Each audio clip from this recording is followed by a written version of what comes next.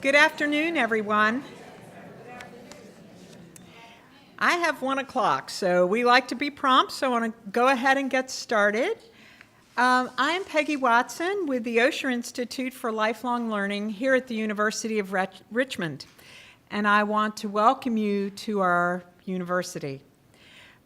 We are pleased that you have chosen to be with us on this brisk March afternoon. We are very excited about having Deborah Davis with us. What an honor to have her to join us for this great collaborative effort of our Osher Institute, along with the MCV Hospitals Auxiliary, the Lifelong Learning Institute for Chesterfield, and the Greater Richmond Age Wave Coalition. It's a really special day, I think, when these vibrant and important organizations can join forces for such an event. So many thanks to all the partners who have participated and made this day come to be. It is my pleasure to welcome Dr. Ann Welliford. I met her for the first time a few weeks ago when she offered an Osher course on aging for life. We were thrilled to have her. She is definitely a mover and a shaker in the disrupting ageism in the Greater Richmond community. She serves as an associate professor and the chair of VCU's Department of Gerontology and promotes optimal aging through her teaching, scholarship, and outreach. Beyond the classroom, Dr. Welliford is engaged in many, many ways that work to disrupt ageism. She has chaired and served on many boards and commissions and received numerous awards and recognitions. Of special note, she has been an integral part of the Greater Richmond Age Wave Coalition, which seeks to make our region a great place for all people to age. Dr. Welliford shares the leadership of this coalition with Senior Connections Executive Director, Dr. Thelma Watson, another mover and shaker. Dr. Welliford continually reinforces her goal to disrupt ageism when she challenges all of us to do something that does something. So with that, Dr. Welliford.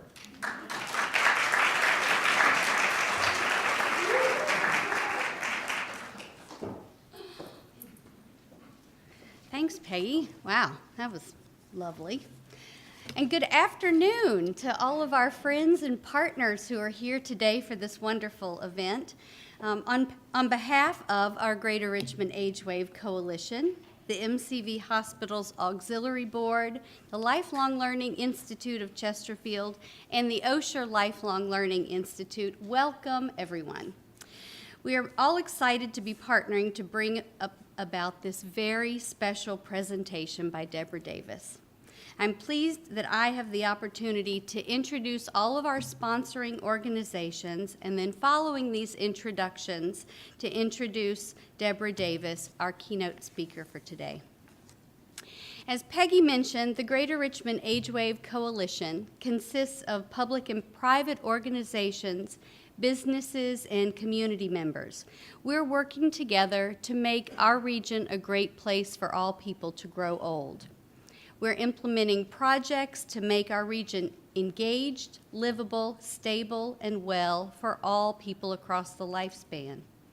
AgeWave impacts our community by disrupting ageism, raising awareness of the benefits that diversity of age, ability, culture, and family bring to our region, by increasing regional leadership and policy making that embrace opportunity of longevity and elderhood, and by working within our community to promote engagement and service options to improve inclusion, access, livability, quality of life across the lifespan. So if you're here with the Greater Richmond Age Wave Coalition, will you stand? Yay. Thank you.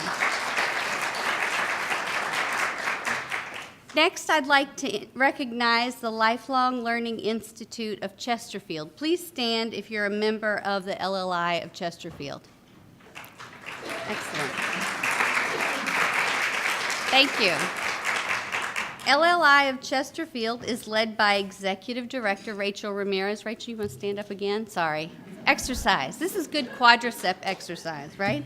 The LLI of Chesterfield is a member-supported organization designed to meet the educational, fitness, and social enrichment needs of adults 50 plus, whom they describe as 50 and better. The Institute is a learning community of peers who are committed to ongoing education and their own intellectual development.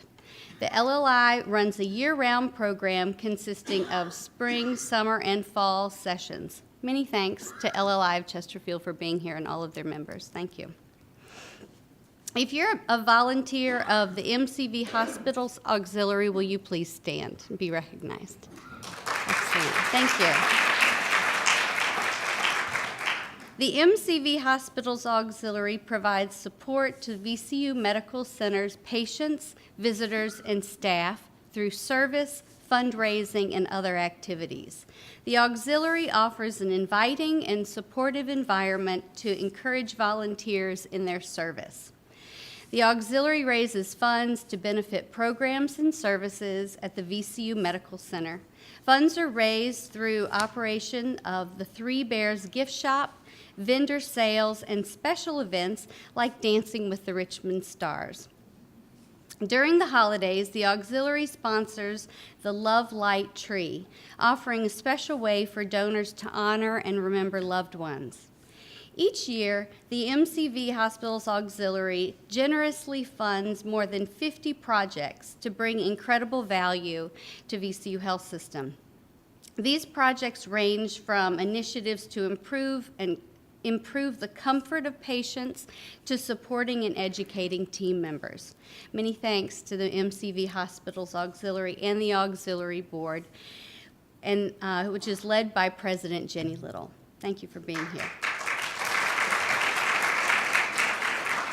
Next, if you're a member of the Osher Lifelong Learning Institute, will you please stand? Yeah, we expected they'd bring a crowd.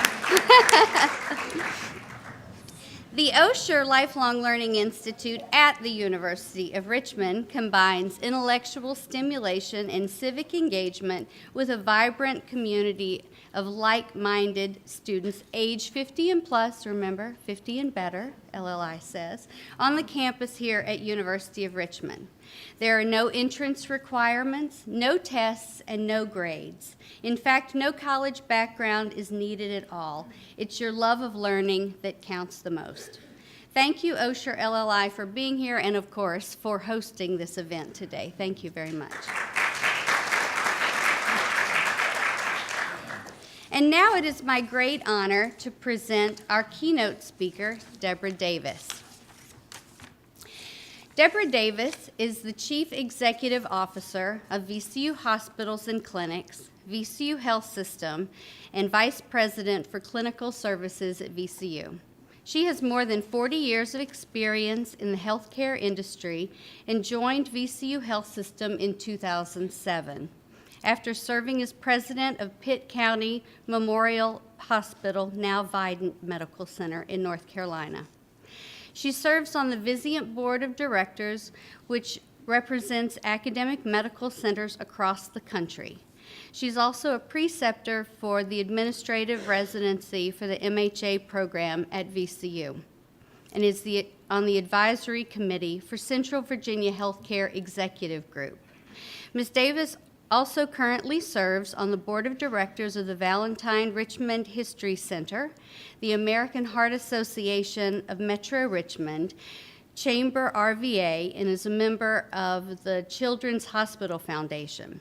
Additionally, she has served on the Eastern Carolina University BB&T Center for Leadership Board of Directors and was a founding member of the Eastern Carolina University Women's Roundtable Board of Directors and was appointed in July of 2011 to the Board of Trustees for Eastern Carolina University. In addition, Ms. Davis has served active roles in the American College of Healthcare Executives, the University Health System Consortium Executive Committee, Board of Directors, the Council of Teaching Hospitals, and the Association of American Medical Colleges. She's a fellow in the American College of Healthcare Executives as well. Please join me in welcoming Deborah Davis. Thank you.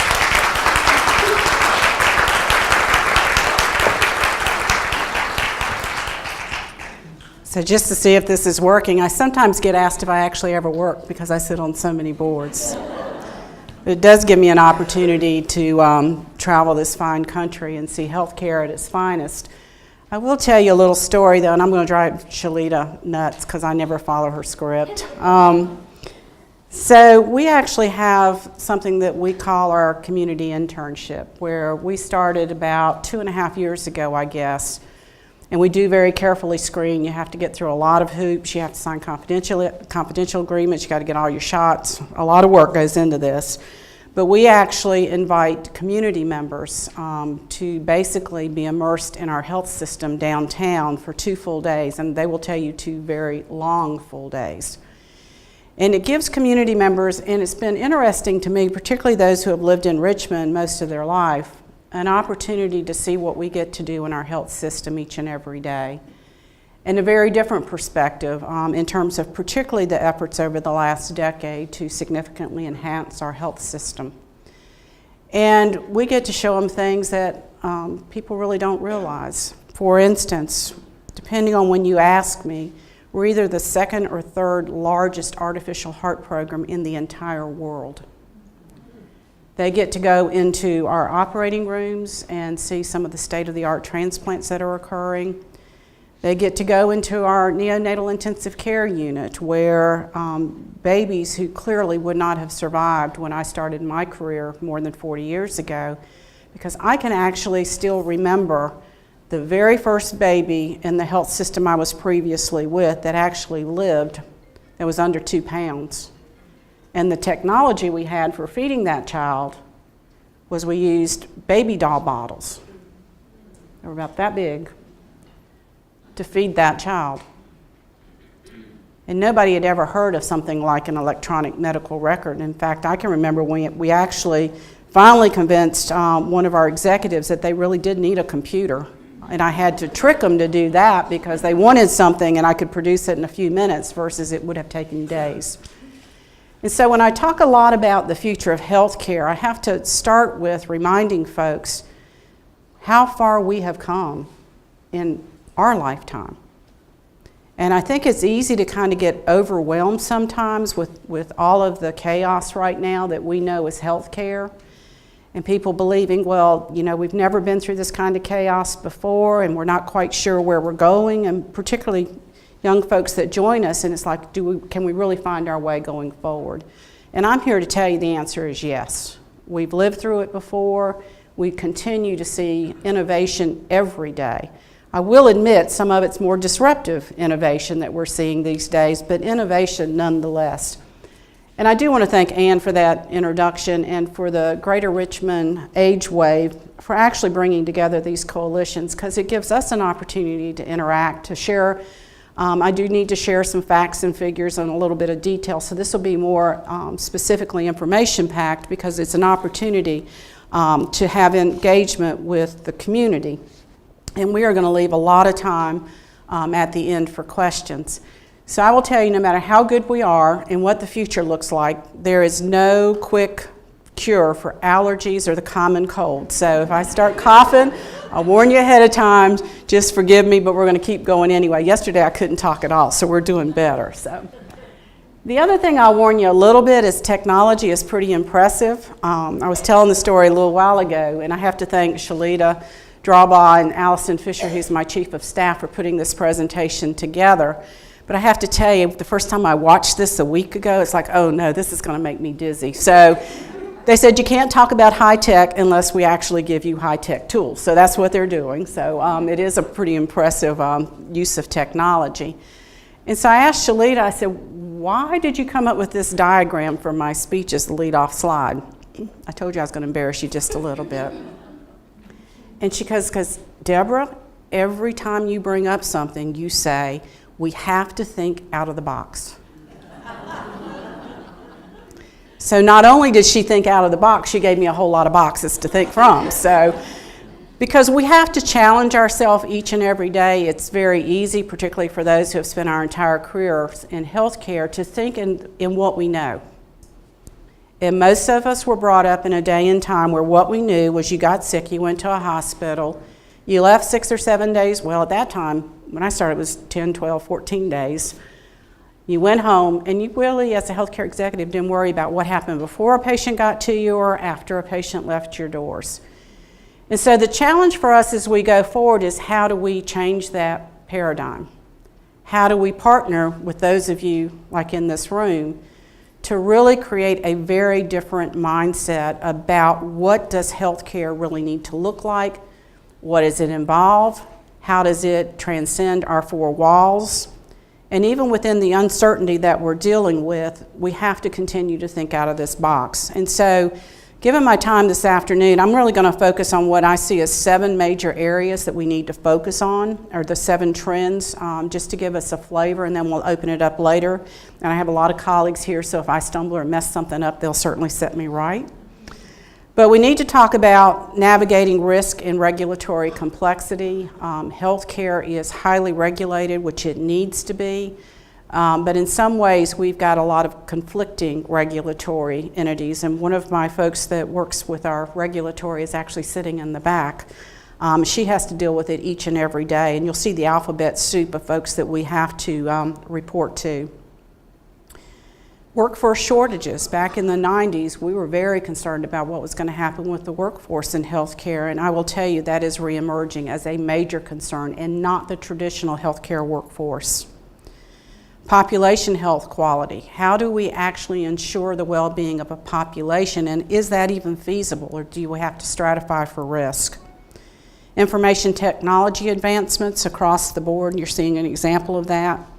Access to what we call patient-centered care, personalized medicine, and overall market forces. So we're going to start with, see, the flying things.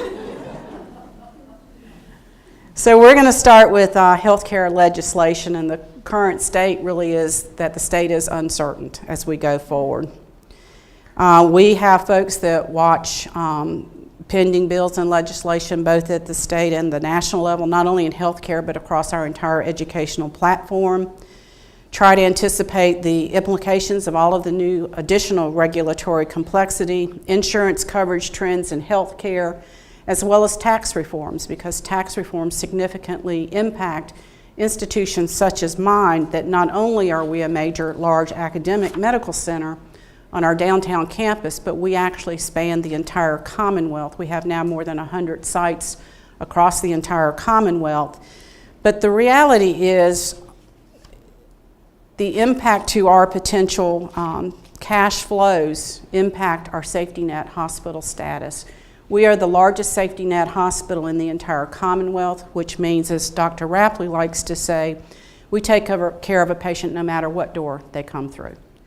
We are absolutely blind to the payers, and in fact, we intentionally hold all of our providers blind to payer source, because we believe that every individual should have full access to health care. And so just to give you a sense, and I am not going through all of this slide, although that might be a test for me because you would think I would know all of these, but this is the alphabet soup that we deal with in terms of regulation. So we're regulated at the federal, state, local level, as well as private organizations. We continue to hear that regulation is going to be simplified. I can tell you that that absolutely is not happening. And in fact, we have new regulations issued almost every day. And I will tell you that I have regulators in at least one of my facilities every day, 365 days a year, with the exception of Christmas and Thanksgiving. So far, they haven't done that. But that means that as we continue to look at the impact, and most of you do know what the CMS stands for, which is the Center for Medicare and Medicaid Services, Medicaid and Medicaid. which actually branches over the primary government payers, which are really Medicare, Medicaid, and what we call as CHIP, which is the services that sponsor children. And they oversee the majority of the regulations, even though they may get deemed to all of those other agencies on that particular chart. All of you know that the Medicare actually is for the elderly and disabled. Medicaid is primarily for lower income individuals, families. And the Children's Health Insurance Program, known as CHIP, is for those that are under the age of 19 that have significant health care needs.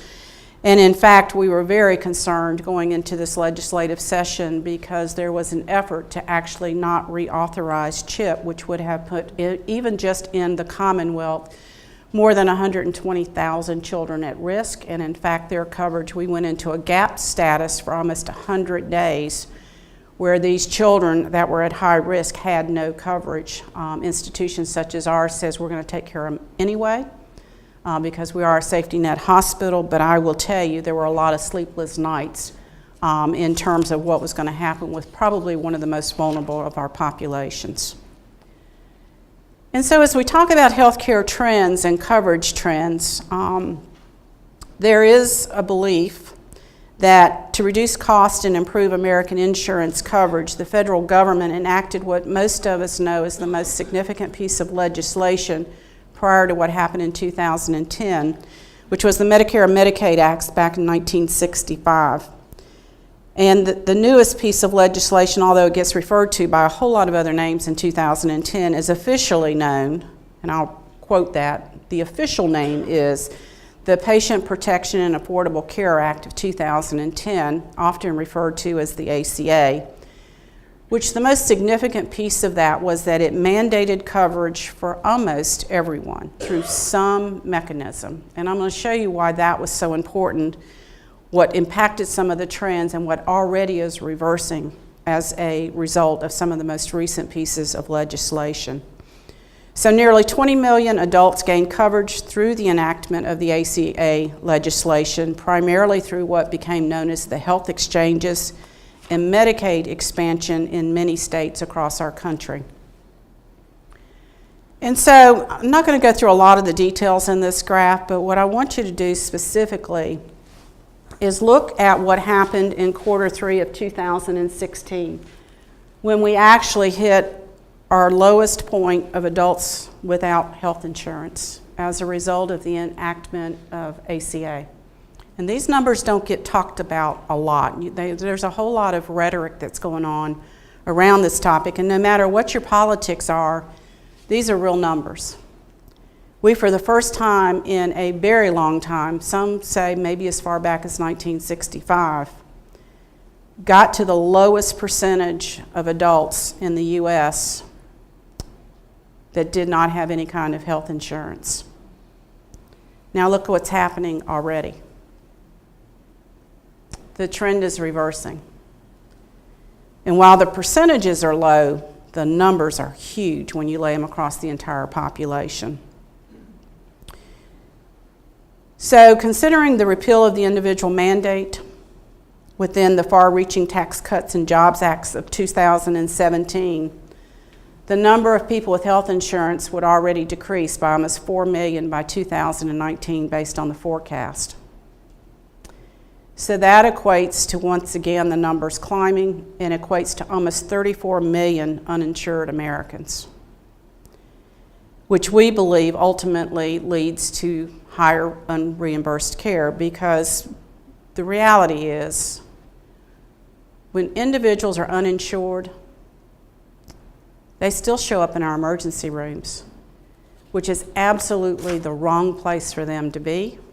I think anybody who knows anything about healthcare realizes that the dollars being invested in preventive and keeping them out of the emergency rooms are dollars much better spent, because at the end of the day, somebody pays for those that are uninsured. We're very concerned about the reversing of these trends as we go forward. So let me talk for just a moment about the current state of healthcare reform. I will tell you that this was written a week ago and we had to change it yesterday. I actually get updated multiple times a day as the sessions are in place, both federal and at the state level. Because these things are moving so quickly, they're add-ons, deductions. I don't know how many of you know how pieces of legislation work, but it's amazing to me to watch, and I've been doing this a long time. And you really have to watch it very carefully because a few words can get added to a bill that have tremendous impact on individuals' lives, not only in healthcare but across the continuum. So this really continues to be a moving target for us. There have been, as you all know, numerous attempts to repeal and replace the ACA. To date, it has weakened some of the legislation, particularly the Tax Cut and Jobs Act of 2017, which actually had a number of things embedded in it that people didn't realize. Things like basically not allowing not-for-profit hospitals to reissue their debt to lower their cost. They actually enacted that one by December the 31st of 2017. If you weren't watching it, you were in trouble. We actually did a reissuance of our bonds in 6 weeks. If any of you have tried to do that, that is amazing.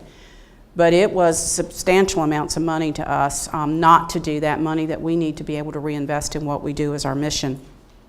But there are things like that that get put into these bills that you really have to watch that really do impact ultimately the cost of health care. And so many of the states, as I indicated, have expanded Medicaid. For the Commonwealth of Virginia is one of 19 in the country that has not done so. Although states do continue to have the authority to increase and expand Medicaid up to income levels of 138% of the federal poverty level. So for us, there are a lot of pieces of legislation. I'm just going to mention a few because I could go on for days and bore all of you to death over this, so I won't do that. But some of the biggest things that we're looking at are things, the Medicaid expansion, because we believe that impacts a significant number of individuals. For the Commonwealth, depending on whose numbers you look at, it's anywhere between 300 and 400,000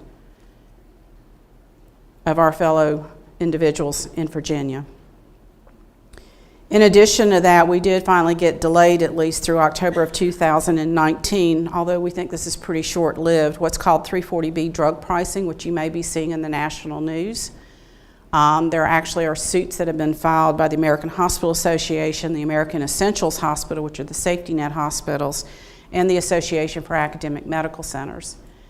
And what this really is in simplified form, the ability of places like our safety net hospitals to actually access drugs from drug manufacturers at reduced amounts so that we can pass that on to patients who can't afford their medications. And we all know that no matter what we do within our four walls, if individuals can't afford food, can't afford their rent, and can't buy their medications, they are disproportionately disadvantaged. It looks like that program's already taking a 30% payment cut, which means the prices are going to rise by 30% within the next year. And we're going to have to figure out how to cover that. For us, it's somewhere in the $15 million a year, which will have to be covered in some other fashion. So the reality is, how do all these changes then actually impact strategy for health systems? And I'm going to talk about in a moment how that plays over into the community, I believe. And what kind of an impact and what are we looking at?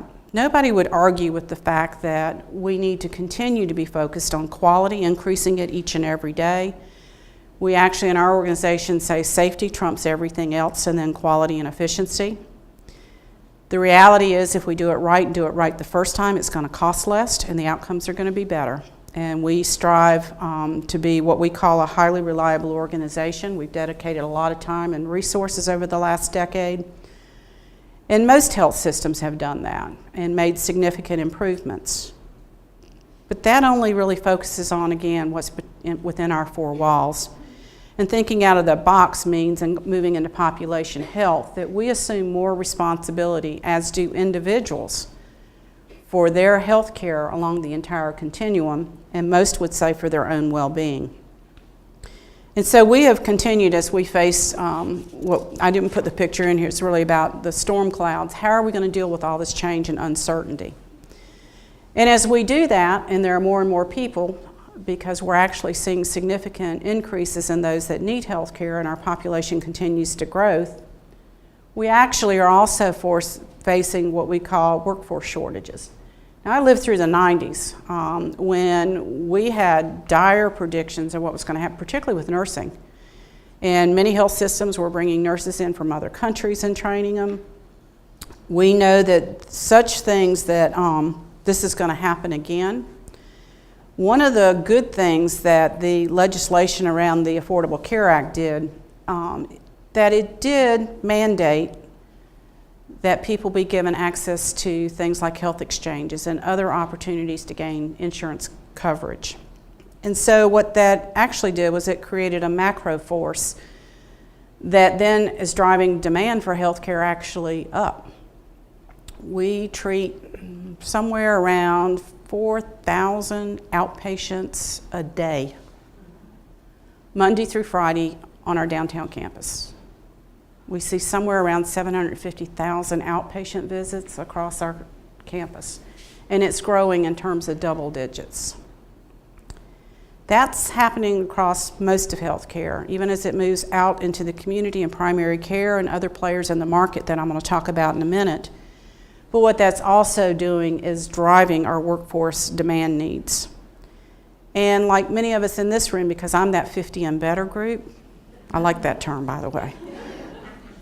What that's doing is kind of unique, and I don't know if people realize this, but the aging population over 65 is doubling. And as it does that, we all have more complex medical care needs, which means there have to be more providers. I can remember when you were doing pretty good if you had a nurse and a physician that actually saw you as a patient. Now we have full teams of people. When we do things like separate conjoined twins, we had 46 team members in that operating room. 46. And so as this demand now is increasing across the spectrum, we are very concerned about workforce shortages as we go forward, not only in terms of our more traditional roles, but in creating new roles to meet different needs. So as this continues to grow in the job growth market, there actually are statistics out. The Bureau of Labor Statistics reported there is very robust employment in the healthcare sector, continues to grow above predicted trends. We anticipate that's going to continue to happen. The question is, how fast do the vacancies actually continue to grow where we can't fill roles? We think it is very positive, but what we're also seeing, if I can talk about the flip side of one of my responsibilities for the university, is our education programs and our training sites aren't keeping up. And in fact, the investment in particularly higher education has also taken some serious hits in the last few years. And I'll give you examples. We train, people don't know this, did y'all know we train every dentist that's trained in the entire Commonwealth is trained at VCU Health? We are the only training program for dentistry in the Commonwealth. We can't grow our medical school class sizes any more rapidly. We don't have the residency slots, which were funded initially in simple form through the Medicare programs, and people are not, while they're increasing medical school sizes, they're not increasing residency slots, and in fact, they've not increased since the 1970s. We are rapidly increasing nursing slots in other, particularly in allied health. But the reality is, simply put,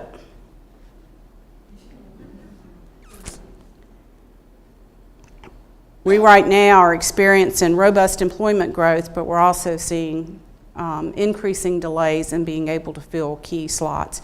And that's not just here. I look at a lot of data because I do a lot of talking for the Federal Reserve and other areas about trends in healthcare. We're seeing this across the entire United States and frankly in some of our European countries as well. So the ACA has increased access to health insurance for millions through various components. It did a wonderful thing. We are continuing to see things that have had significant impact, we believe, on improving access and improving outcomes of health, specifically doing away with the pre-existing condition requirement. I don't know how many of you ever had to deal with that. But we had lots of folks who could not gain coverage and therefore could not gain access. That's probably one of the strongest things that was put in place, plus being able to keep, which is critical for the campus we're on, your children on your health coverage until they're 26. So there were a number of really good things that came out of the ACA. The Medicaid expansion did actually occur across this country in all but 19 states, and we are continuing to see significant enhanced access for children. But the reality is there still are some cohorts, while there is open access, there's still not total access. And so as I continue to go back between these two topics, we just pulled up for you one example of what happened by increasing demand and slowing our supply of healthcare professionals. And we just picked physicians. But what was already projected to be a pretty significant loss, and this is only through 2020. This is not something that's like 20 years out from now, that we have a lot of time to get people trained up, because most of our physicians, it's a minimum undergraduate plus 4 years of medical school plus 3 to 10, depending on specialties, of residency. So these are long lead times to get the workforce trained. But we're actually seeing that gap grow and grow at a much faster rate. And I just pulled this as an example. We could do it across almost all of the health disciplines. So we right now, within 2 years in this country, are projected to have a shortage of physicians approaching 92,000. And I will tell you, it is getting more and more competitive to recruit across all of the disciplines and to get the caliber of individuals, particularly on the clinical, but even more acutely on the research side of the equation. And so some of these maps, as we move to the next slide, we're really continuing to see significant improvements in our overall economy. And I get asked this a lot. Actually, all my degrees are in business. I just kind of fell into healthcare 43 years ago. I was kind of unique. Nobody had business degrees.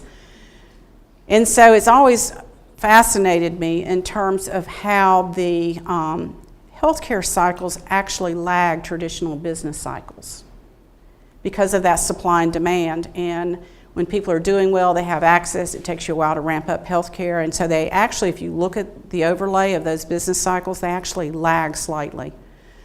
And what we've been seeing is actually that phenomena play out in this particular slide. So since the recession of 2008, we have continued to see our economy improve and recover, culminating in what 2007 represented as unprecedented growth over the last 2 decades. It's created all kinds of new jobs. Actually, almost 10 million additional new jobs are predicted over the next decade. And again, that plays out in very different ways depending on which region of the country you're in, but it is a pretty consistent pattern. And so as we look at older adults or medically complex, as we look at those conditions that are actually impacted, some say genetic, some say by environment, it's pretty amazing that when you combine the factor of the number of those over 65 doubling by 2030,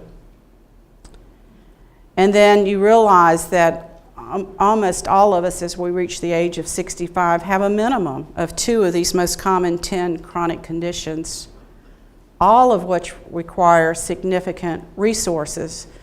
The question becomes is how do we think out of the box and create a very different kind of system that actually enhances the community partnerships to create a healthier community. And as we keep moving back and forth between the two, and we think about the fact that the flip side of that equation is that baby boomers are actually retiring at the rate of 10,000 per day.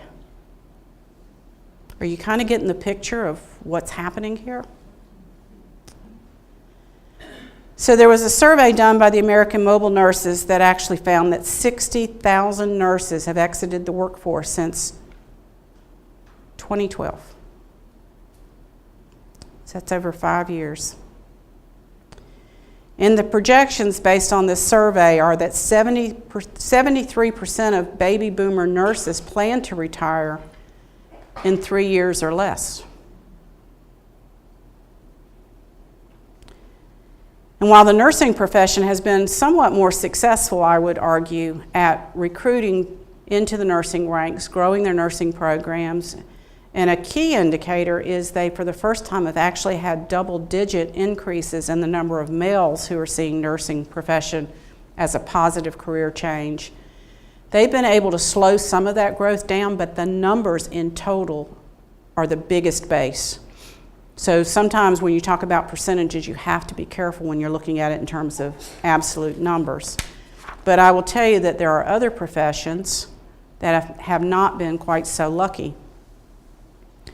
One that, frankly, I'm worried about as these millennials actually are coming in the door, baby boomers are going out the door. One of the professions that's really been overlooked that I think in higher education we're going to have to come back and address is one that not everybody sees as exciting, and that's laboratory sciences. Specifically, our medical laboratory scientists and technologists. And what's really troubling is that in the last few years, the number of accredited programs have declined by 500. Now, you might not think that's really troubling, but there now are only 480 accredited programs in the entire country. Now, as we start talking about things like personalized medicine, the need for these types of scientists to be able to do genetic sequencing. Okay, I don't know if that's a good sign that my time is up. Might be, but we'll see. And so the reality is that we're going to have to continue to focus and make sure that we're looking at all professions, that we're looking at what the future looks like, what types of skill sets we need, and making sure that we fill those. So today, based on those numbers, this gap is accelerating. And today, 50% of all healthcare postings, job openings, are not filled.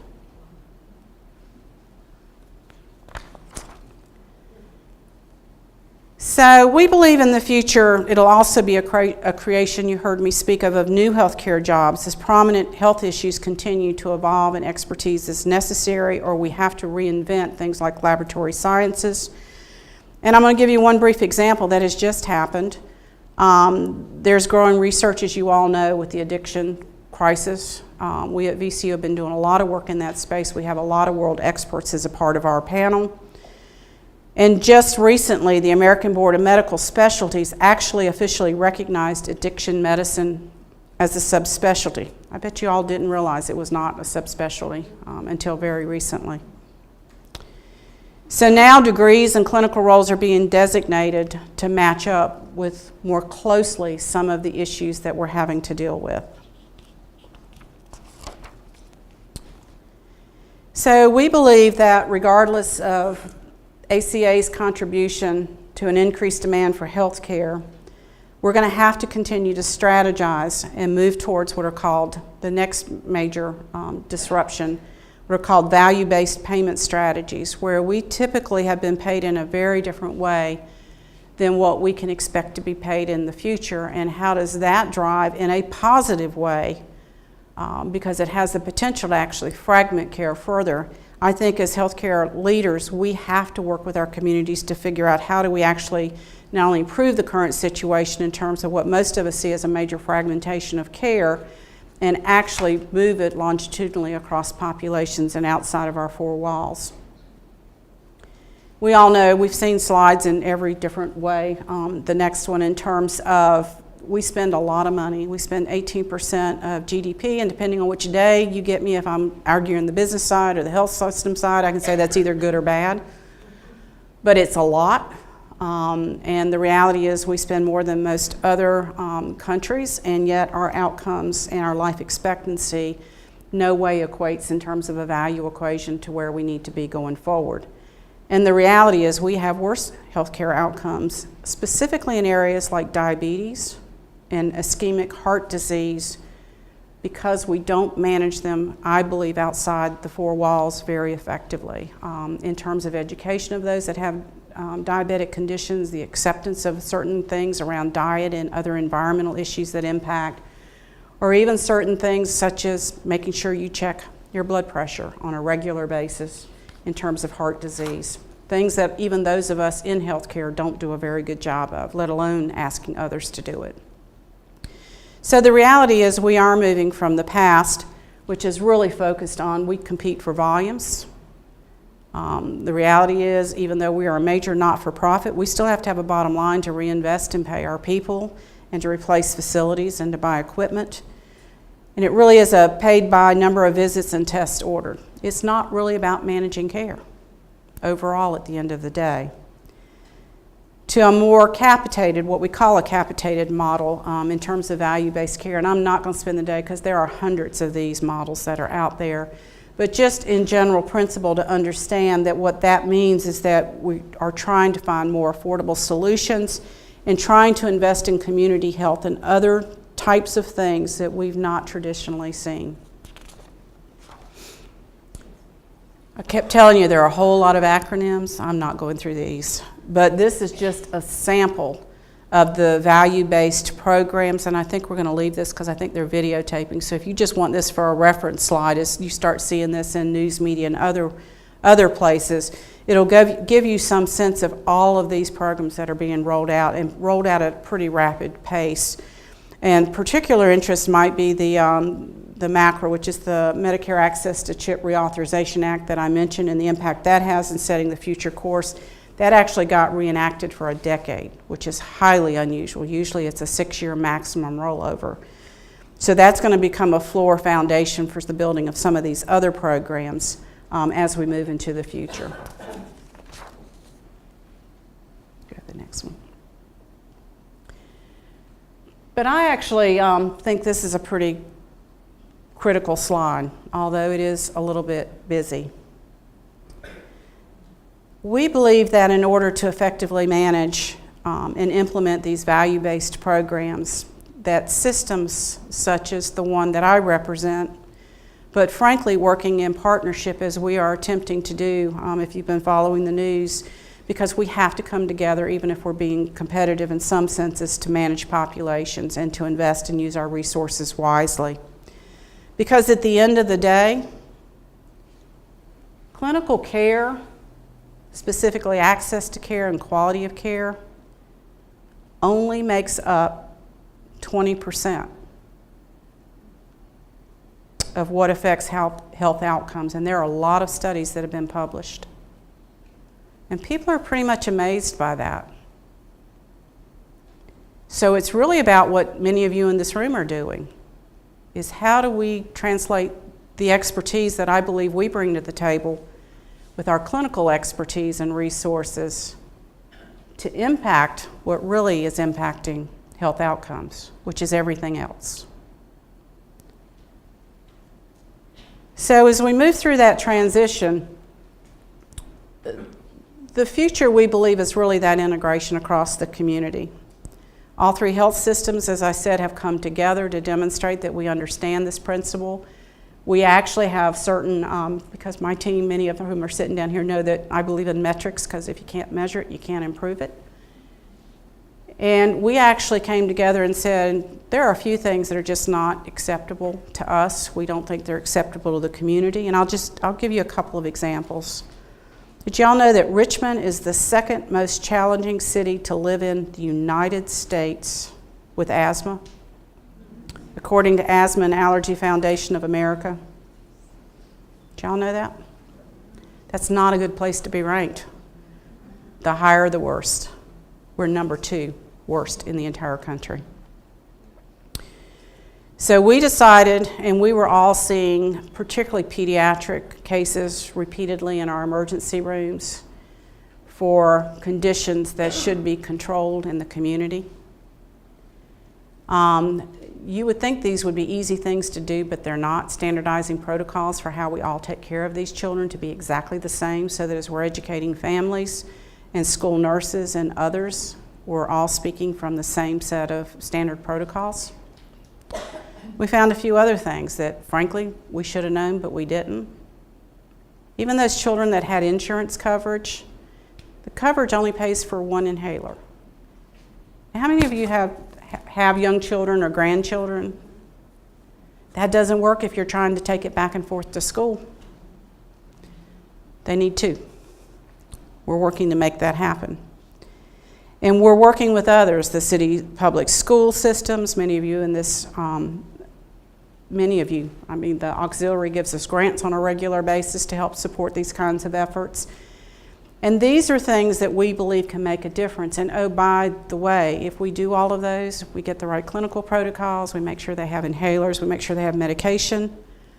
You know what the number one reason for triggering asthma in the kids?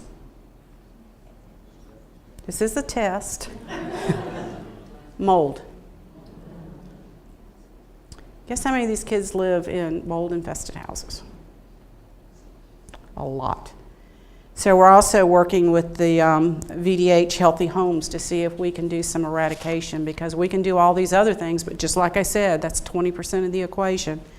We have to move into these broader spaces to have the impact that we want to have.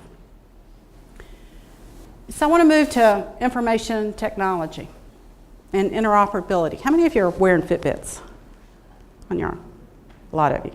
So I had to go find a fancy one that I could wear with suits, but still tells me how many steps if I'm doing what I'm supposed to do.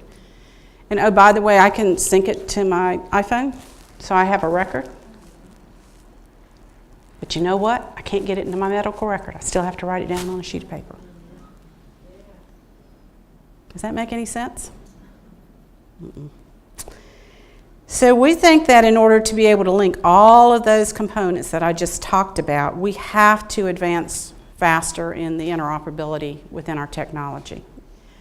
And not only that, we have to do it in a responsible way, because we all know that cybersecurity is continuing to increase. In fact, my little thing's buzzing me right now. Because we're really, there's everything. There's iPhones, smartwatches, communication, ride apps. I can't even keep up anymore. Now, there was Siri, and that wasn't fancy enough. We had to go to Alexa, and somebody told me the other day that they had to make a trip home because they were going to wire their mother's house for Alexa, everything. I said, what do you mean? He said, everything. She can turn the thermostat up, she can turn the TV off, she can secure the security system, and all she has to do is tell it to do that. That's pretty amazing. And we can't get data about how much we exercise in our electronic medical record yet. So the reality is this is one of the 7 areas that I think will significantly impact what healthcare and how we take that out into the community occurs, because we ought to be able to do a lot of surveillance and assistance of individuals who need interventions of healthcare from the home. And the only way to do that is to create this interoperability. And we're spending a lot of money. The HITECH Act actually drove us as an industry just to get to what's called meaningful use, which were some of those regulatory issues that we had to meet certain thresholds. As an industry, we have already invested $35 billion, that's with a B, billion dollars, in trying to improve and create this interoperability. And we know that we are in an industry that we have to create this interoperability, but yet we have to protect patients' information, because we see that as an utmost obligation. And that means there's not the moving across of platforms in a way that you would think that would happen. There are many challenges to this interoperability. These are just a few, but the biggest ones, financial cost. Big health systems have had more resources to do that, but primary care providers, frankly, have not been able to build out a lot of these platforms. And people don't realize it, but most of the providers are not in large healthcare systems. They are still a distributed model. And to get all points on the compass connected, we have to figure out a way to make it simpler and do it faster. I do full lectures on IT. It scares my chief information officer to death when I do it. But it really talks about how do we create this investment, how do we create the integration models, and how do we create the technology at the same time to move and advance this platform forward. Because I think all the rest of this is really just about talking until we can do that. Because frankly, we couldn't get everything on this little chart, but this is what we're dealing with. If we're really talking about a fully integrated model that reaches and spans the community, It's at every point. Pre and post hospitalization, it moves into wellness and diagnostic. It's moving into retail pharmacy and other areas and other community partners. And one of the ones I'll just call out is, what about tying things like YMCAs, where a lot of people exercise? What if we could actually bridge access to consults and other mechanisms, senior centers? Things that we don't traditionally think about. I think that we're only constrained by how big we can think. And I think that really we have to get beyond the proprietary information into what really makes sense for individuals as we look at these opportunities. And yet we still have to be very, very careful about cybersecurity. Healthcare has invested a lot of money in this. Most of us have people that's all they do. But the ability to breach systems is significant. We don't even think about entry points. I've been fortunate to be able to have briefings from the Pentagon. The military is looking at it, but it breaches right into healthcare as well. We've actually seen a reduction in our industry in terms of cyber hits compared to other industries. It's dropped about 6% over the last year. I think a lot of that's because we've gotten much wiser. But if I can link this back to what I talked about workforce, we don't have many people who are actually skilled and trained in cybersecurity. And so we're actually working with one of the higher education to say, we need these people. We will actually take them, train them, but we need for this to be an educational track going forward, because there are not enough individuals with this kind of expertise, and it is a very specific type of expertise that changes literally about every 24 hours because of the hits on systems and the potential. And so as we move forward in terms of interoperability, it's, as I said, how do we get devices that we're all accessing and recording information, and then frankly we forget to write it down and take it to our doctors? Or you know what, maybe we shouldn't have to take it to our doctors. Maybe it should connect and we get alerts back when something's not happening the way it's supposed to be happening. Or maybe it should say you need to increase your medication because your blood pressures for the last 3 days were too high and it's not being maintained. Or lab results. You still have to contact, even if it comes back through a patient portal, it's a few days later, you then have to contact your physician again. Those things are working a lot better than they used to, because it used to be weeks before you got results. So the timelines are much tighter, but you know what? We ought to be able to do that real time with the investments and the sophistication that we have. And it just continues through the process. So we have to get so that we're speaking the same language and that we have full interoperability. And you know what? If we're able to do that, then maybe the example on this video is what healthcare in the future could look like. Also, this just in, a severe air quality alert has been issued for the entire Channel 7 viewing area, as warm temperatures, stagnant air, and light winds are expected to lead to unhealthy air conditions. Folks with breathing problems. Is this the right patient file here? This is bad. The ER is overrun with asthma cases. Maybe you can get a room for this kid, stat. We don't have. He's got asthma, his lungs are closing. Call somebody now. And anyone experiencing respiratory symptoms may wish to consult their doctors. But when we come back, Gloria Vasquez takes us.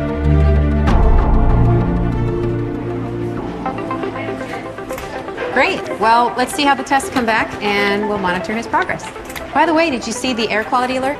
Yes, and I've already informed the nurses at your patient's schools. They'll be patched into their classroom online so they can do their work without having to go outside. Excellent. Hi, Amy. How are you feeling?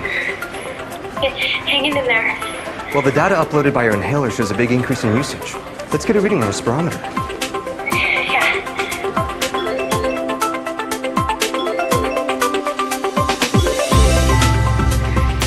Hi, we have Amy here. Could we get a refill on her prescription? Sure. We can update Amy's prescription and add it to the urgent delivery list. Thank you. Amy, could I confirm your address, please? Sure. Thank you. The system has flagged these patients who are only using their rescue inhalers. All right, let's work to get them back on their regular medications. Start with the high priority patients with the worst trends. Refills for housebound clients have already been scheduled for delivery by late morning. Great.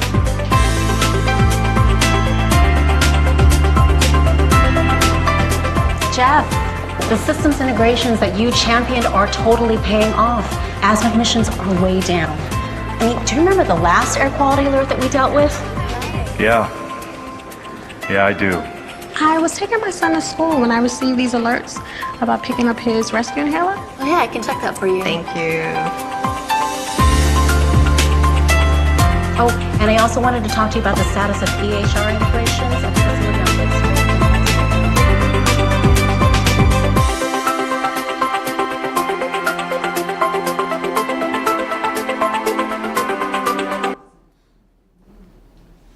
A lot different than it is today. How many calls do you think that would have taken you if you had a child? I do want to give recognition. That's just one of a litany. I mean, you can go out on any public website. This is work that Deloitte did, but there are a lot of them out there. And as we start envisioning that thinking out of the box, you almost have to do something like that to get people out of their current state, to start thinking about what's possible if we all really invest and pull in the same way. And it really is built around the patient or customer experience and making sure that we're actually getting ahead of that versus just doing what we've always done for our convenience. And so as we move forward, we're doing things today as our many health systems about how do we continue to start developing that by wrapping teams around individuals. And we actually started, and many institutions are beginning this process, what we call cyber rounds, which are really structured interdisciplinary bedside rounds by all members of the team. And oh, by the way, they're done with the patient. I don't know how many of you, I was in the hospital as a patient once, and all the team came in and then they went outside the room to talk about the care plan. It's like, what's up with that? You're not going to be in our facility any more than probably 6 days at the most. You're going to go home, and you and your family have got to know how to take care of yourself and what the reason and why you're doing things, not just you have to do it, to get that buy-in. And it actually, the teams are expanding, as I said earlier. And all of these become critical components. It's a very structured report out involving the patient and the family and doing cross-checks to make sure that the patient and family understand the plan of care. Which is something that it took us a long time to learn in healthcare, frankly. It is interesting to watch, and this is a newly released statistic that just was done in April of 2017. There were more than 1,000 adults from Consumer Reports, and I still look at Consumer Reports for a whole lot of things. You don't always think about looking at it for healthcare.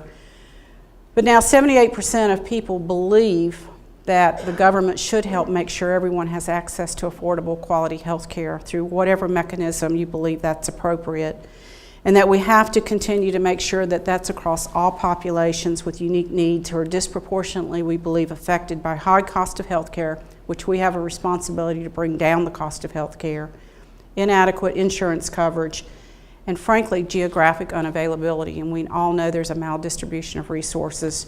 And we suffer that as well here in the Commonwealth of Virginia. And frankly, having a culturally competent workforce. And we take a great deal of pride that our diversity in our workforce reflects the diversity in our patient base. And so as I start coming to a close, I do want to take a few moments to talk about personalized medicine. And it was interesting, I got asked the question last night, well, what is personalized medicine? And if you ask 20 people, you're going to get 20 different answers. But at its very simplest, personalized medicine is really the ability to create drugs and technologies that actually impact you as an individual. The science of medicine has really evolved as a science in a way that we've gotten to this place. So for instance, if you have a certain cancer diagnosis and there are two of you next to one another, based on certain statistics and presenting medical information, there is a course of treatment, and it's pretty much within a range, and it's the best that we know today in science based on a lot of science, but that's how the course of treatment moves forward. Personalized medicine actually gives you the capacity to do targeted therapies based on certain makeups of that individual, not just on a diagnosis. And at its deepest root, it really is how do you do genetic sequencing. There are both a lot of people who are pro and con misused. It's got a lot of implications, but used in the right ways really would allow for much more targeted therapies, maybe we believe even the prevention of a lot of abnormalities that we even see pre-birth. And so this is an area that is rapidly being enhanced in science. There is the capability to actually do a lot of genetic sequencing. We actually have geneticists as part of our teams with a lot of our patients because we believe that probably is the way that medicine is moving, but it will not move as rapidly as people think. And that's probably a couple of generations. There's some very limited use right now, but it's pretty much in its infancy. But what we are seeing are a lot of new players in the marketplace. I talk a lot about disruptive innovation. And some of this disruptive innovation, I think, has forced many of us who have been in more traditional models to say, you know what, patients are buyers. They're going to go for convenience. They're going to look for alternative sources if we don't figure out a way to bridge in a very different way into the communities. They're going to do things. We've seen urgent care facilities spring up, WebMD, telemedicine, retail healthcare outlets like CVS. It'll be interesting to see how some of that stratification, both vertical and horizontal, continues. And players that you wouldn't traditionally think about. I mean, look at this list, and this is just because that's all she could get on the slide without making it so you couldn't see it at all. But these are alternative sources that we believe address more effectively timeliness required by consumers, not necessarily answering the question, though, that I talked about, which is getting away from episodic care, which we don't think is the future. We think this is a transition period. So as you could see from that video a moment ago, patients are going to go into different healthcare settings. And we believe that actually they're going to move more and more into the home setting. I think we're going to do, many of us believe we're going to do a full reversal back to what we saw several decades ago, and that actually more care is going to be given in the home or in other post-acute settings, but a lot going back into the homes. And we have to figure out how to manage that. And we have to be able to do it across a continuum. And so we are trying some things. Some of you may not know, but VCU Health actually has one of the oldest programs in the country. It's called House Calls. We've received all kinds of national attention. Did y'all know that for decades we've been sending physicians and providers into homes for high-risk patients? But you didn't. That has been a very limited program. We're looking at how we grow those kinds of concepts going forward. The reality is it's a very cost-prohibitive program for a lot of reasons, because if you take a physician or a nurse practitioner and send them, and they have drive time, say 30 minutes each way, and they're visiting one patient, and we've got healthcare shortages, it becomes a very, very expensive model. It's where technology connects. That's why all of these things, even though I've spoken about them separately, they all interdigitate. We have to figure out the technology that expands into the home so that we can do supervision, maybe even of a different type of role of healthcare worker, and not maybe necessarily what we've seen in the past, because many of you know that the home care has had some quality issues over the years. We have to figure out how we bridge beyond that. And we're actually doing some simple things as our other health systems, but one of the things we've just implemented as a pilot, we also know that one of our biggest factors for readmissions back to an acute care hospital, this might surprise you, is the lack of understanding of medications, how to take them. And oh, I've done this. I forgot to tell my doctor I actually had 2 or 3 other prescriptions at home. And you get home, I did this when my mother was living, I opened the drawer and it was full of prescriptions. And she just got discharged and she has all these new prescriptions and she doesn't really understand what she's supposed to be taking and what combination or what potential risk factors. We actually did a pilot study of a couple hundred patients, so we know this is a major factor in our readmissions. We have just made an agreement and stratified our 1,500 highest risk patients And we're actually sending pharmacy technologists into their homes post-discharge to re-explain the medications, to reconcile their medications, to make sure there are not medications that we were not aware of. The pharmacy technologists are being virtually supervised by clinical pharmacists through technology to ensure and provide appropriate oversight. But we believe that these are the kinds of examples of the future that we have to figure out. We have to figure out how to way to do it that's cost efficient, allows people to stay in their homes and receive appropriate supervision and oversight, and create roles in a way that actually can be done in a way that produces the quality and the outcomes and keeps people in the appropriate level of care as we go forward. So how many of you have seen this in the news? Yeah. Did y'all wonder what the dickens they were doing? You want to talk about some disruption in the marketplace. I mean, when you start reading about these kinds of things in our industry, mergers and acquisitions, at the past, we all did that. I took a health system and acquired 10 hospitals in the 90s in a very short period of time because we had to consolidate them across a very large geographic footplate of about 29 counties.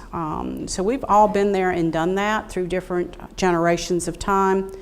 But these kinds of statements really are, I think, shaking the industry up dramatically.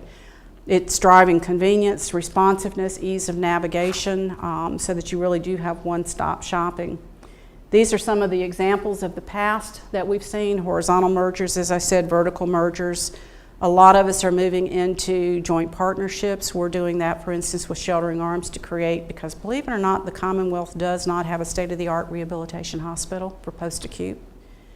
So bringing together, again, resources in a community partnership to ensure that we're meeting the needs not only of the Richmond Metro, but in the entire Commonwealth to bring expertise and resources makes a whole lot of sense to many of us. Even creating what are called SIN networks, which are clinically integrated networks, and how we do that across the continuum and make sure that we're meeting needs no matter where they exist. For instance, you all have read recently, I think our team believes that we have a responsibility to bring clinical expertise to a patient no matter whether they're in our facility, they're in HCA, or they're in a Bon Secours facility. And so we are now working across platforms so that for instance, as an example, any pediatric surgery that's done anywhere in the Richmond Metro, no matter what facility, are all done by VCU faculty members. But you didn't know that either. Because we believe that community care ought to be done at the community level. Our high and tertiary care needs to be for those that need to come to us.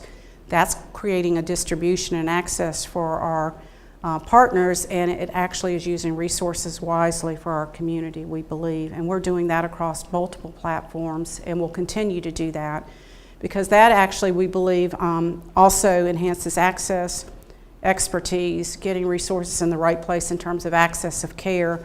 I think you will see models like that grow and grow exponentially over the next few years. And then you have the Apple model that just got announced. I like this apple.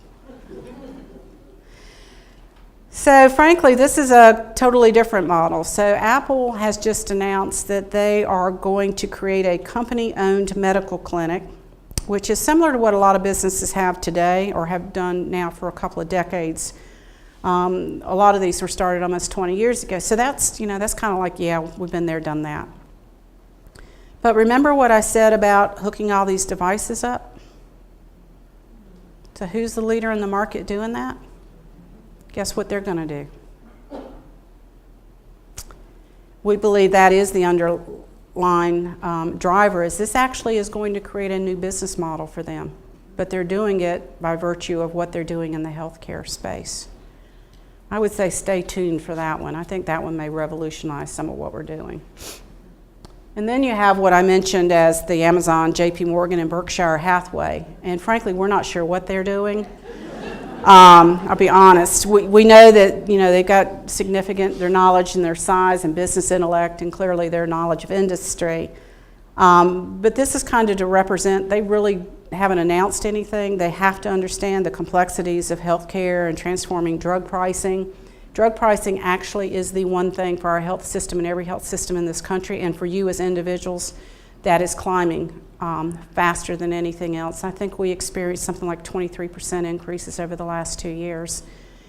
And that's impacting you as a consumer. That has to be gotten under control.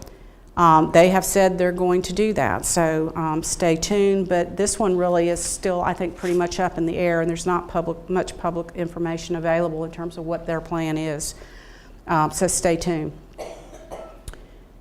So I think as we look forward to what healthcare of the future looks like, and I've referenced it many times in this presentation, it's got to be more directly involving of the community.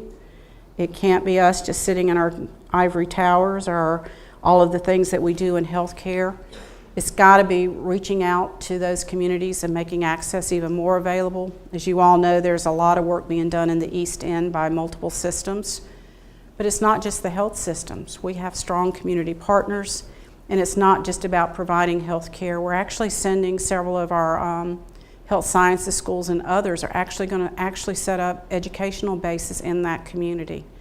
Because we know that if we can provide education, job training, that all of the rest follows because of that model I showed you a moment ago. It's only 20% about health care. It's 80% about everything else. And we have to figure out how to live in those communities in a way that's very, very different. And things like I said, paying your bills, having a place to live, having a job to go through, trying to get, we believe education is a pathway to doing that, obviously. But how do we create those very different models?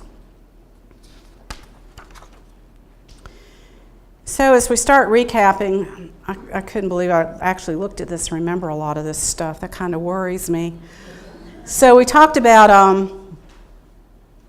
where have we been and where are we going.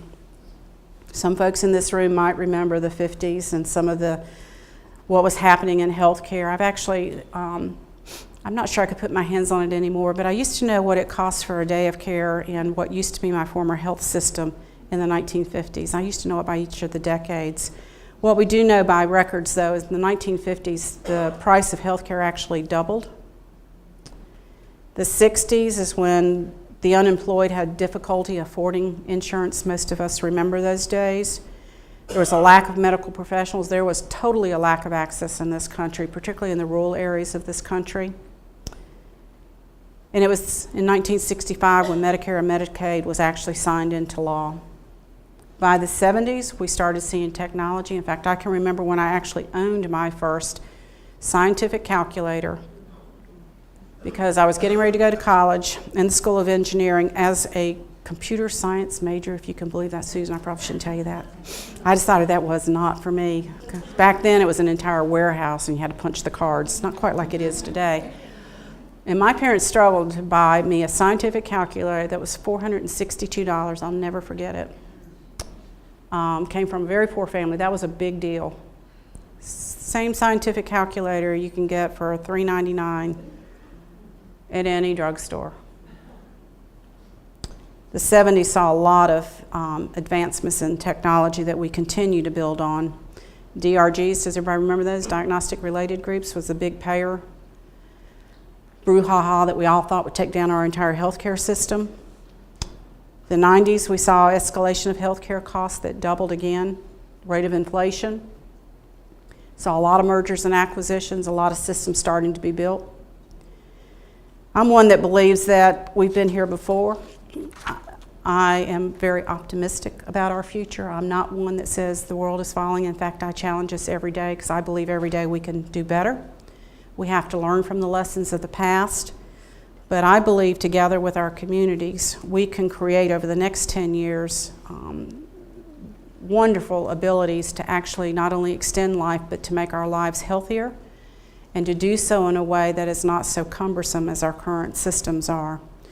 And so I'm actually looking forward to it. When you actually can see the revolution in, I came through in 1999, I'm telling stories. I never know what stories are going to pop in my head. 1999, I had a meeting with my lead cardiac thoracic surgeon, who said, you know, there's this new technology that's been developed in Germany, and you know what, healthcare administrator, I want you to buy it for me. It's like, I don't think so. We continued to have a discussion, and finally I was convinced that it was going to revolutionize surgical procedures and a variety of surgical subspecialties. And in 1999, in Eastern North Carolina, we actually installed the very first Da Vinci robot. And I'll never forget, people says, you can't do surgery without a physician. Well, that would be true, but you can do it in a way that actually remotely removes the surgeon from the actually having the hands in the chest in this case, in a way, because it's done in 3-dimension, reduces the tremor in the hands in a way that makes the surgical precision just climb in terms of the outcomes. That was a scary step for a hospital in Eastern North Carolina. And now Da Vinci's, I don't think there's an operating suite anywhere in the country that doesn't have at least one Da Vinci system. That was 1999. Those kinds of revolutions are going to continue. I think we all have the opportunity to participate in that, not only at the high end, but on how do we really eradicate diabetes, which causes a whole lot of complications in healthcare. And so with that, I'm going to stop. I think I'm going to ask for questions. I do want to thank Shalita and Allison for the work they did in putting this presentation together. They did make me go high tech, with the little flying things. And I told her it better work, so it did. So we're good. Thank you.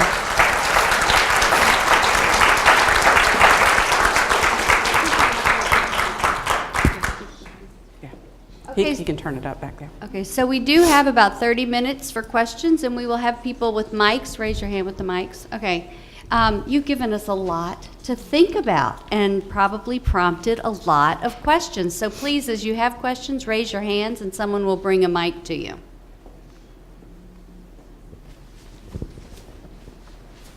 Gotta get out that light. Pass it down the road. You have to press a button. Hello? You're on. Why isn't more done educationally for pre-diabetics? You know, the part of it is making sure we're standardizing the protocols to make sure that as we're educating across the continuum. There are a lot of materials. I think we've done materials and education, again, in very traditional fashions. We still hand sheets of paper to people when they're not really ready to hear the information. And I think our educational tools we have to ramp up as well. I ought to be able to get all my educational tools on my iPhone whenever I need them. And I ought to be able to check my A1C levels in a way that then also goes back. When I talk about interoperability, it's everything along the continuum. Education, checks, pushes in terms of alerts, not my having to remember to send something. I think all of those pieces have to be done in terms of closing the gap.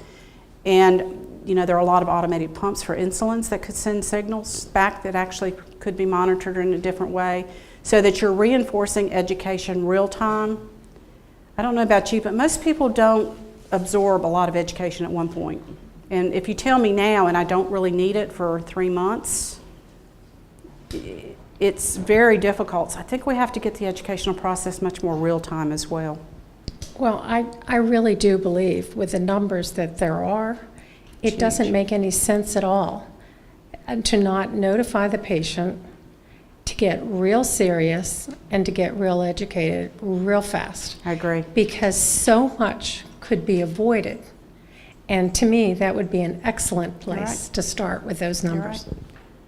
And I will tell you, part of this is we have to do a better job as healthcare providers, but we also see that patients have to accept a lot more responsibility. Watching diet, exercising, basic things that we all know. Actually, that has a dramatic impact on most people's diabetic condition, especially if they're diagnosed later in life. So I think we have to connect both ends of that spectrum, and I agree with you. I don't think we do a very good job. I think we're attempting to do that. We're attempting to put in more real-time, every 90-day checks versus it going a year, because I think in a year you're at too high a risk. And I think we continue to learn through that process. A lot of these patients, if I could just go off in a minute, we're actually trying to create emerging models of care. You saw that over 65 tend to have at least 2 of those chronic conditions, oftentimes diabetes. What we find too is the traditional medical management models really typically treat one condition at a time. So we've created what we call our complex care clinics, where we actually have a different set of gerontologists specifically that see these high-end patients, because they're managing the multitudes. I think they actually do a much better job on the education because that's their life. And it's done in a way that addresses, because most of those patients have at least, I said 2 at least, but most of those patients have at least 4 chronic conditions. It's a lot of information though coming to people. Yes, sir.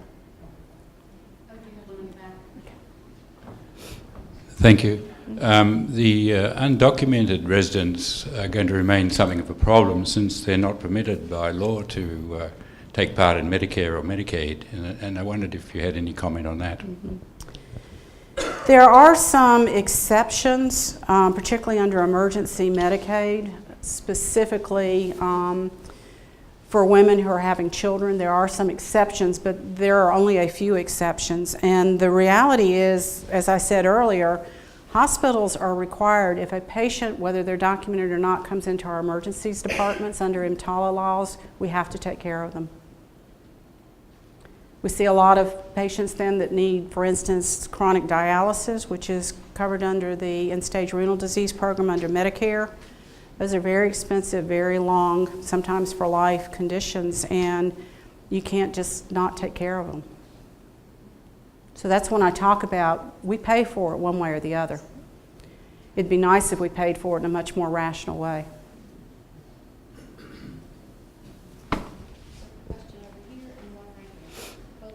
Touch Wayne. Should we go first?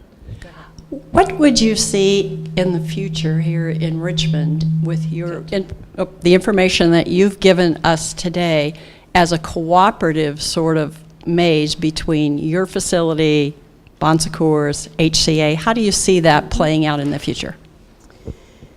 We're actually testing the waters. That's why I mentioned the work we're doing around the asthma, pediatric asthma, to see how our teams work collectively to do things. You would think standardizing protocols across those systems would be easy, but it's not, because you have physicians who have very different opinions how that should occur based on outcomes, and you have to get them to come to one agreement. So that takes a little bit of work and time. It involves actually bringing the schools on board in terms of education of their school nurses and getting them to identify and agree to the protocols. And so it's a whole series of work, how we bring coalitions together to deal with the mold in the houses that we were talking about. So it goes on and on and on. And I think that coalition, we probably have, Shalita, 25 different other groups that we meet with, the 3 CEOs of the health systems meet with, in terms of updates, informing us of other things we need to be doing, other connections. We're doing the same thing in an area that's called trauma-informed care. Again, across the pediatric populations, again, across all 3 systems. We're trying to set and develop and enhance a national protocol, and it's not what you would think of normally, because we run trauma centers, right? Trauma-informed care is really educating both the population and our healthcare providers, no matter what area they're in. It could be our registration folks, in recognizing individuals that have suffered some kind of trauma, either mental, physical, because we know the mental health issues are continuing to spiral and they're not readily identified. And those are skill sets in terms of recognizing signs. We actually have teams that have to be certified in trauma-informed care. VC has agreed to take the lead in that because of the work that we've done in this space over the years. But again, bringing all 3 systems. And again, then once we do that, we have a list of community partners that we need bought into that. I mean, you can think of everything from first responders to social workers with the health department, and it just goes on and on and on. So we're beginning to learn how to do that as a part of what we're doing. The work we're doing in injury prevention, because we're tired of seeing particularly young kids coming into our ED, gunshots, and it's, you know what, it's not the first time. Many times we're seeing repeat. And we said enough. And so we actually have a coalition working with the schools, the police department, and many others that a list that's about that long, in injury prevention and violence, boys and girls clubs.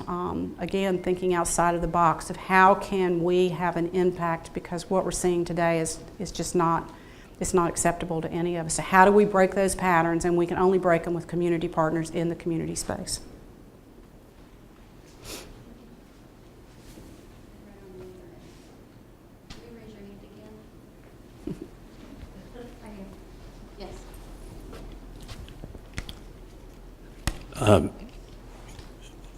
Your talk is really wonderful and very exciting.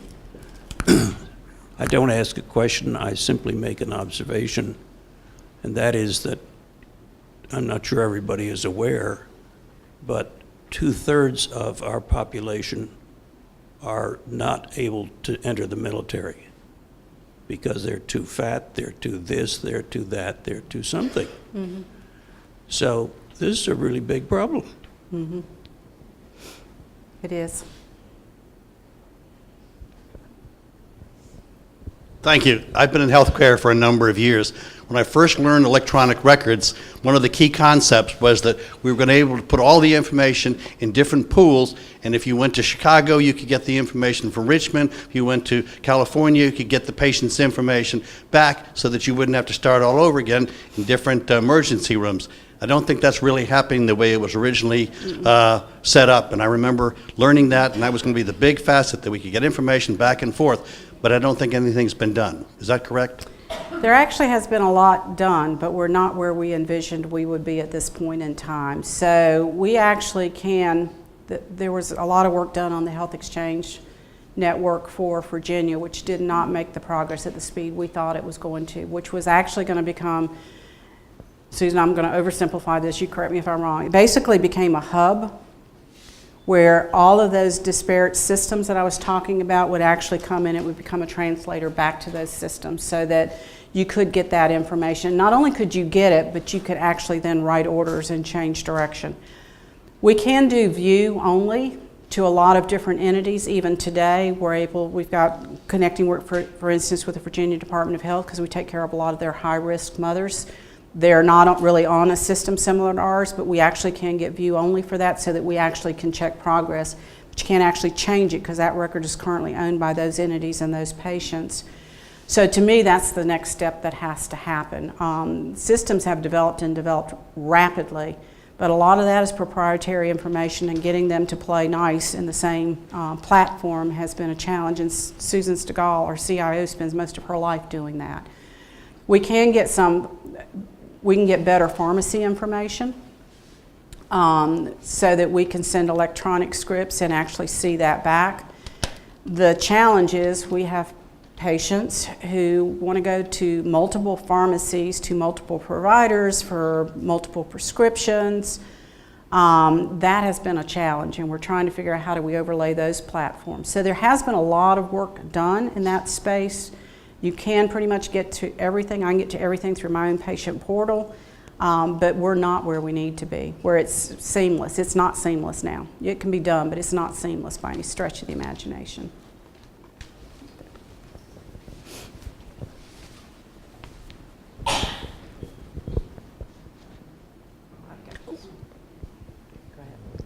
Okay. Great presentation. Thank you.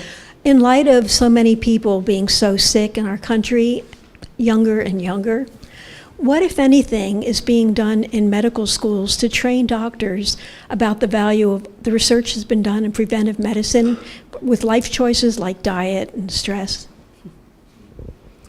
Okay, so I can speak to that one two ways. I can speak to that as the CEO of a major academic medical center, and I can speak to it as I have a third-year medical student, my daughter. And it's been interesting to me, I will tell you, in that I've gotten two very different perspectives, and hers may be more unique in a lot of ways. They're actually spending a lot more time than I thought in medical school teaching the preventative. The gentleman saying, you know, you got to get them young, like before the age of 3, because you pretty much know what the projection's going to be in terms of the potential for obesity, and it's around nutrition, diet, and exercise. I mean, there are some basic principles and how that is getting managed and taught and educated in terms of preventative medicine, I will tell you, is much more robust now than it was 20 years ago. And there's a lot of foundational work being done, and not just for medical students, but for nursing students, for a lot of the allied health areas that are doing a lot of, we actually employ exercise physiologists for a lot of the colleges in terms of not only exercising, but doing so right so that you're not destroying your joints. So I think there's been a lot of progress made in that, not only doing that, but teaching teams of people, because that's how we expect them to practice. Is there more to be done? Absolutely.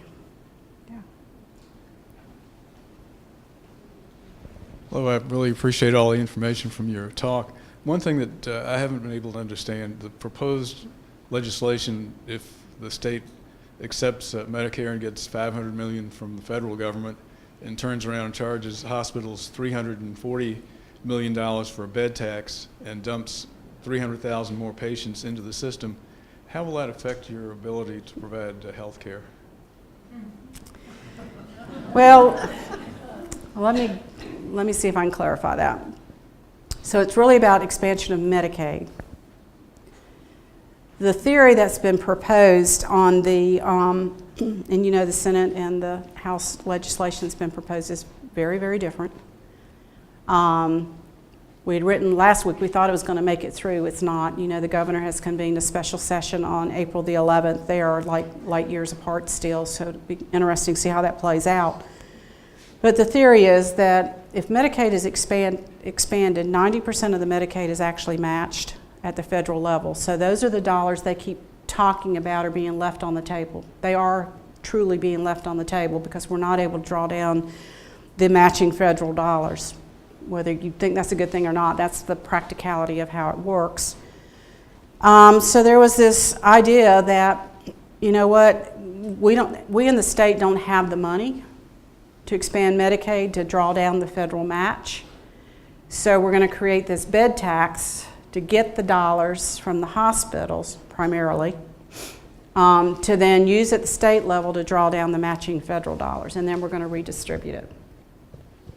That's great, except for the most part, hospitals are significantly underpaid. Most of them aren't even close to cost. I didn't say charges, cost for the Medicaid population, so you're widening that gap. There's got to be more wrapped around that at the end of the day. It's a good idea. It does have some potential, but it's got to be a little cleaner. Like, you know what? You can't take that money and go spend it for highways, which has happened in some states. It's not gotten reinvested back in the health care. So there's got to be at least at a minimum guardrails put around that, and pretty tight guardrails given what we've seen in some other states. Did that answer your question?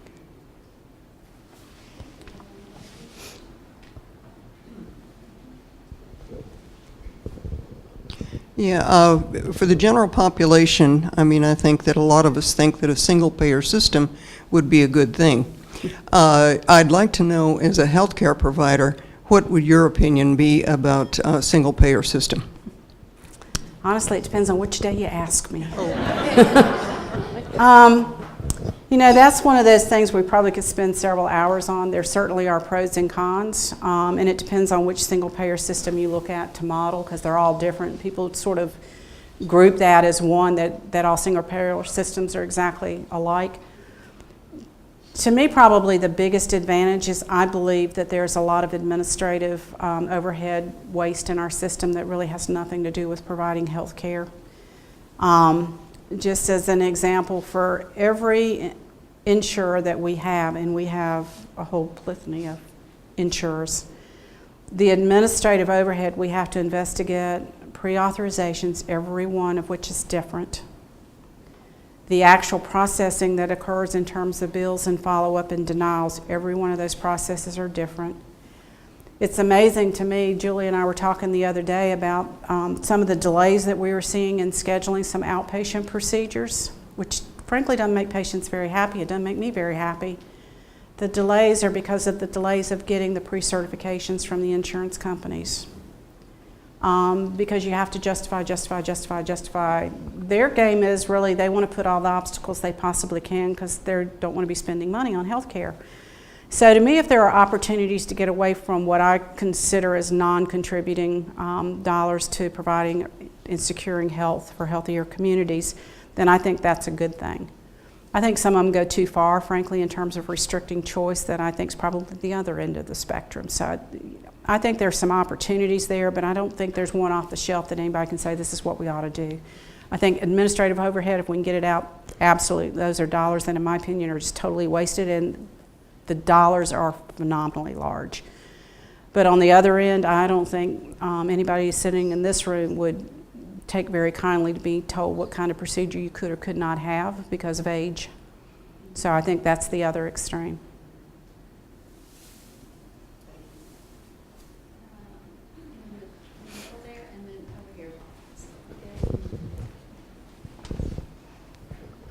Thank you. So I've been in healthcare a long time, done consulting across the country. One, we're very fortunate in Virginia to have such good quality healthcare. And then second, my question to you is, I heard a lot of collaboration here within the city, you know, with HCA and Bon Secours, but what about the UVAs, the Centeras, the Novas? You know, surely, I know in the past there's been collaboration for quality There still is. programs. Great. Great to hear. There actually, and I just didn't talk about that because so many people here I thought would be focused on the Richmond Metro, but we actually are involved in collaborations with UVA. We do work with Carilion. We do work actually across the entire Commonwealth, particularly on our research platforms. There's a significant amount of work that goes in those areas. We have started some cooperatives like with Carilion. We just received our first pediatric urological referral from them as we're sending teams up there to actually, because that's an area we have a lot of expertise. So there is a lot of that happening that's really in the background that we just don't focus on, but we think that's critical. We've got clinics in Williamsburg. We send physicians all the way up to Fredericksburg to actually work, and we work in those communities, not in a competitive stance. We actually talk to them before we send them in. We have a hospital in South Hill. We're working with just about everybody out there, frankly. Virginia Tech, of course, is associated with Carilion in their medical school space. So our educational, we actually do rotations. We have 30 medical students that rotate up to Inova. So the footprint is, I could have done a couple more hours on that, but thank you for pointing that out.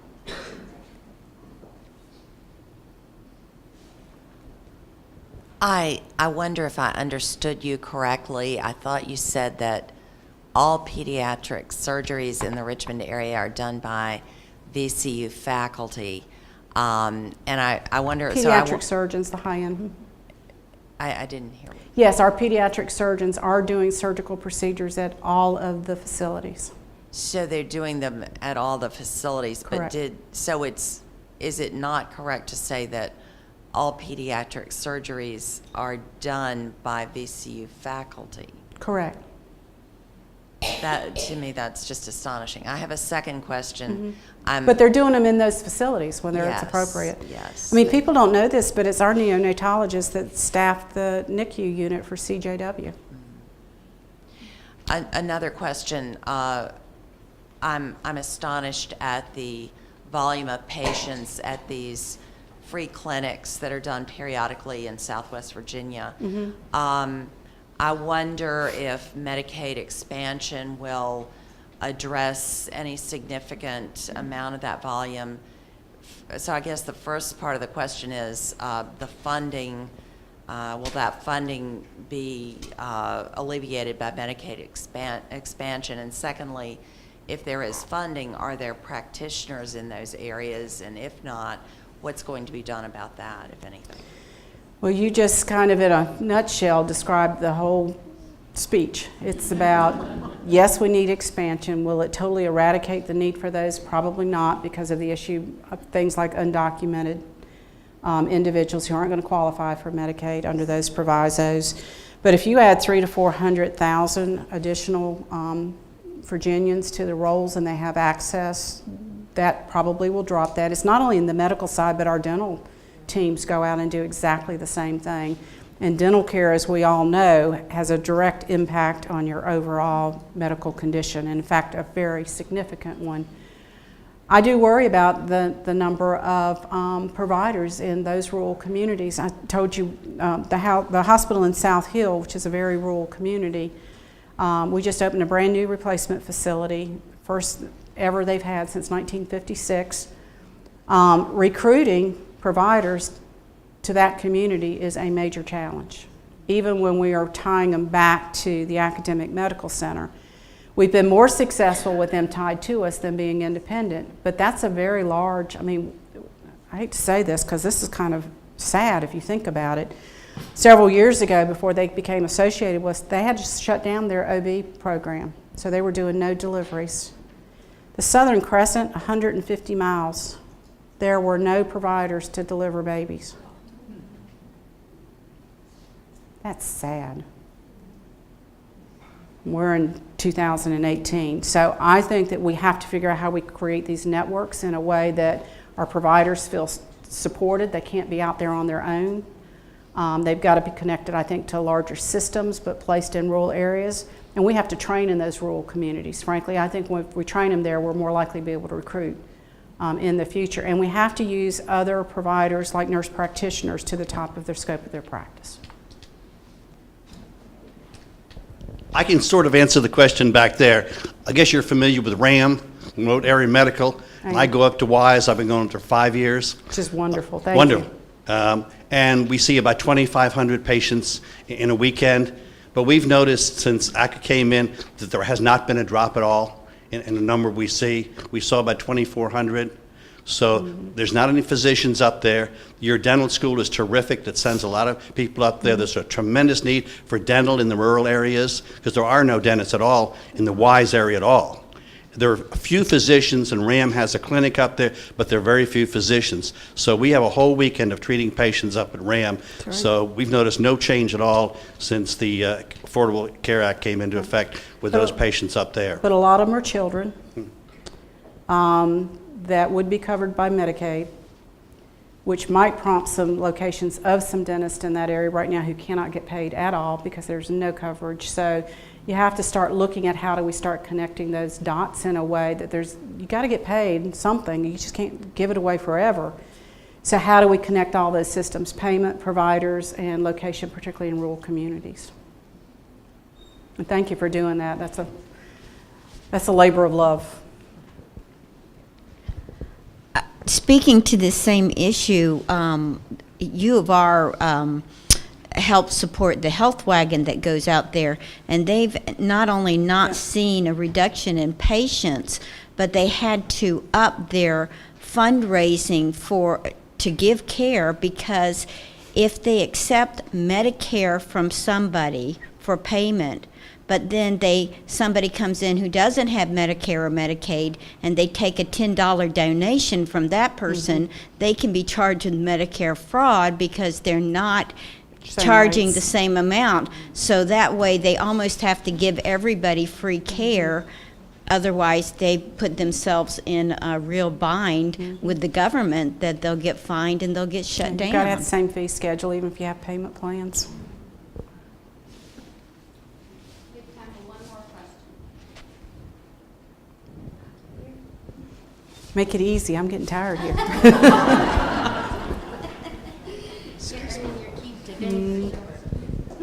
Hello, this was a wonderful presentation.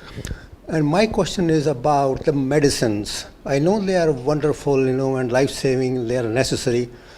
But are they not being overprescribed and overpushed, like to an extent where actually, even besides their horrible side effects, they are still considered, under the slogan that if the benefits outweigh the risk, and now no further consideration. What is being done for taking off the medicine, reducing the medication rather than just keep adding and keep adding? Well, I think as providers, we have a responsibility to only prescribe medications that clearly the benefits outweigh the risk. And I think our providers, and I say that in general in healthcare, I think for the most part that's true. I do think that what I talked about earlier, the reconciliation of medicines, because I now personally, I carry my list with me because it's too easy to miss things. And even dosage which changes, making sure that I record that. You might be amazed, maybe not, how many folks have no clue what they're on. And they walk in and say, well, I kind of take that little pink pill, but I've got 5 or 6 more. And then won't bring them in. We encourage patients to bring them to their providers so that they can actually assess, usually with a pharmacist. So, in fairness to the provider, they may not have a clue what their patients are on. And like I described, I'm not kidding you, they go to multiple pharmacies. There's no one place where all that information resides except with the patient, and the patient is not always able to understand, or for whatever reason doesn't share that. We do have some that are drug seeking, but that's a pretty low percentage. That's what gets in the news media, but that's not the reality. This is my own personal bias. I think allowing pharmaceutical companies to do advertising on TV has done a major injustice to the patient-provider relationship. I can tell you, our providers all the time say, you know, patients come in all the time, they've already decided what I need to write the scripts for. And I don't know about you, but when I listen to they tell you how great it is about that part, and then the rest of the time they basically talk about it's going to kill you if you take it. I'm giving you my own bias. That's pretty irresponsible in my opinion. And I think that has really driven a lot of, you know, doctors will say, you know, I'm basically getting abused by my patients if I don't write these prescriptions. And yes, they've got some benefit. How much? Who knows? But you can't do all of it, because there are some drugs that really make a huge difference in a patient's outcomes. And so finding that balance, I think we need to refine that balance. And I think we have a lot of opportunity in that space. And the cost of drugs, as I said, have just gotten absolutely ridiculous. And we've got to deal with that as well, I think. Did I answer your question? Sort of. I had to struggle actually to get off of the medication at a hard time. Right now I take only I have ended up with 81 milligrams of Estet, and that's it. Good. That's great. And appropriately weaning people off of medications that they've become dependent on, that takes a while and a lot of patience, because that's tough to do, both for the patient and for the provider. Well, thank you all for your questions. Thank you.